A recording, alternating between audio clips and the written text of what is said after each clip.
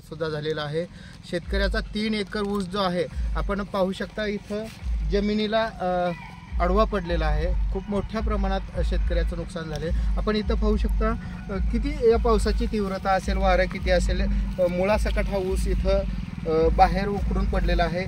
या संदर्भात या शेतकऱ्याचं पाहणी करण्यासाठी ऊसाची आपल्यासोबत अभयदादा साळुंके आलेले आहेत। आपण त्यांना विचारू की काय परिस्थिती आहे आणि कशा पद्धतीने शेतकऱ्याचं नुकसान झालेलं आहे। दादा काय सांगाल, आज 3 एकरचा ऊस जो आहे जमीनदोस्त झालेला आहे, खरंच खूप दयनीय परिस्थिती आहे शेतकऱ्याची, काय सांगाल? आज पुढे इथं आल्यावर प्रत्यक्षात हा प्रसंग बघत असताना आम्ही आमचे पंचायत समितीचे माजी सभापती अजित नाना माने साहेब, आम्ही सगळेजण माजी पंचायत समिती सदस्य दत्ताजी लोभे आम्ही आलो इथं। कालच इथल्या शेतकऱ्यांची व्यथा, काल हे म्हणजे ऊस आडवा पडल्या अर्ध्या तासाच्या आत तर आपले छावाचे दासभया साळुंके, ज्ञानेश्वर पिंड, दत्ताभाऊ पिंड या सगळ्यांनी, बाबासाहेब पाटील आमचे, ही व्यथा मांडली सोशल मीडियातून, ती आम्हाला पाहायला मिळाली। आज रक्षाबंधन आहे तरी सुद्धा म्हणलं की शेतकऱ्याचं एवढं नुकसान झालेलं असताना आपण सण उत्सव साजरा करण्यात मजा नाही। आजही बघितलं तर विदारक चित्र आहे। एवढा हातातोंडाशी आलेला घास, येणाऱ्या 2-3 महिन्यात दिवाळीनंतर पहिल्या झटक्यातच कारखान्याला जाऊ शकणारा हा ऊस अक्षरशः उन्मळून पडला आहे। शेतकऱ्याचा संसार कोलमडून पडल्यासारखी अवस्था या ठिकाणी झाली आहे। आता या आडव्या पडलेल्या ऊसाला जागोजागी तिथं मुळवा फुटणार, ही ऊस आता वाचणं शक्य नाही, अशा प्रकारची नैसर्गिक आपत्ती या ठिकाणी आलेली आहे। आज ही मसलग्यात अशीच परिस्थिती आहे, हाडग्याला अशीच परिस्थिती आहे, तुकडीला अशीच परिस्थिती आहे, कोतलशिवनीला अशीच परिस्थिती आहे।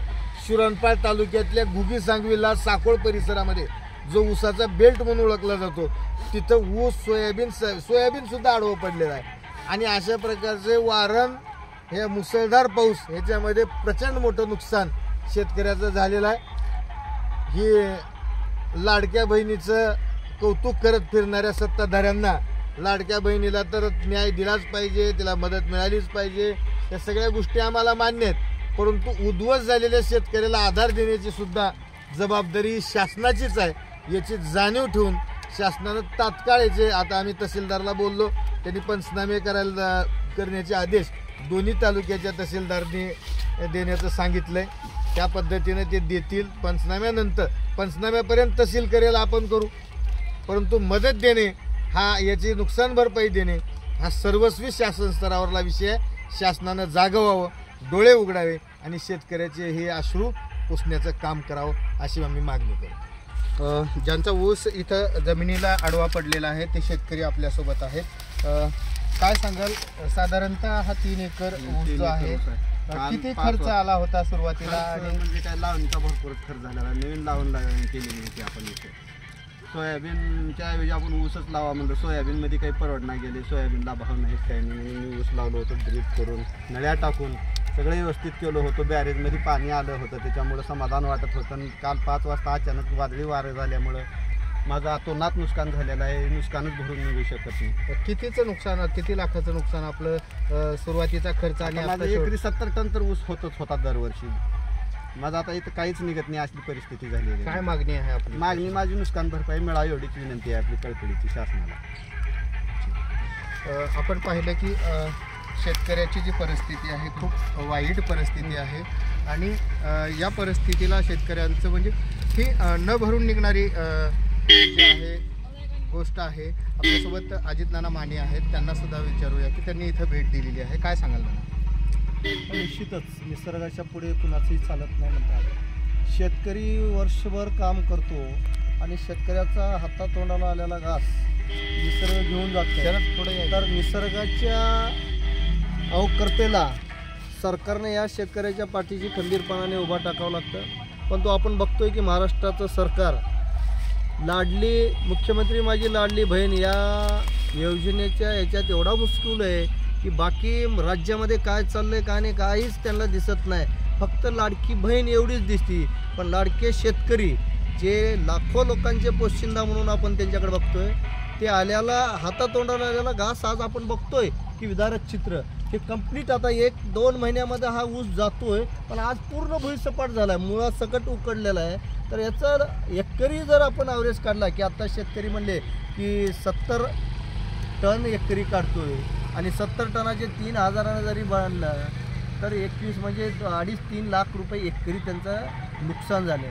तर शेतकऱ्याला आधार देण्यासाठी ह्याचं तर काही उत्पन्न निघू शकत नाही, कुठल्या कारखान्याचे मजूर ही ऊस लिहू शकत नाही, म्हणजे कंप्लीट हातातून गेलेलं पीक आहे. म्हणून शेतकऱ्यांनी या सरकारने अशा शेतकऱ्याला झाल्याचं त्वरित तातडीनं पंचनामे करावं.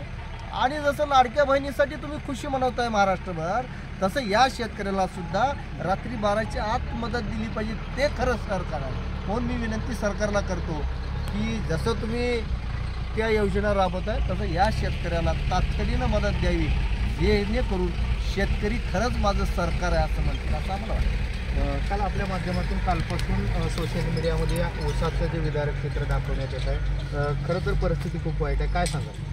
काल वादळी वाऱ्यासह खूप मोठा पाऊस झाला व 5 वाजता हे हातातोंडाशी आलेला घास शेतकऱ्यांचा ह्या वरुणराजाने हिरावून घेतलेला आहे. पण या पलीकडे जाऊन सुद्धा एवढंच एक आनंद वाटतो की काल 5 वाजल्यापासून प्रत्येक प्रशासनाच्या अधिकाऱ्यापर्यंत आम्ही जाऊन निवेदन दिले व जे लोकप्रतिनिधी म्हणून जे मिरवतात, लाडके बहिणीचे नाटकं करतात, त्या लाडकी बहिणीसाठी 1,500 रुपये द्यायचे व सोयाबीनला 3,000 ते आणून लाडकी बहिणीला 1,500 देण्याचं हे नोटंकी करतायत, हे फिरत आहेत. त्यापेक्षा जर इथे येऊन ज्याप्रमाणे आमचे सभापती महोदय अजितनाना असतील किंवा आमचे प्रदेशाध्यक्ष आमचे अभयदादा साळुंके स्वतः बांधावर येऊन आमच्या शेतकऱ्यांच्या पाठीमागे उभा टाकले, याचा एक आनंद वाटतोय. व यांच्या आशेतून आम्हाला याने प्रश्न मांडून आम्हाला शेतकऱ्यांना 2 रुपये मिळतील हे 100% आम्हाला शाश्वती वाटते. त्यामुळे एक कळकळीची विनंती आहे शासनाला की कुठलंही आमचं पंचनामे न करता आमच्या सरसकट शासनाला निटून मंडळ असेल किंवा पंचायत मंडळ असेल सरसकट न्याय द्यावा, आम्हाला शेतकऱ्याला न्याय मिळवून द्यावा, एवढीच नम्र विनंती आहे. एकंदरीत पाहता शेतकऱ्याचं खूप मोठ्या प्रमाणात नुकसान झालं आहे आणि प्रशासनाने याकडं गांभीर्यानं लक्ष देण्याची आवश्यकता आहे.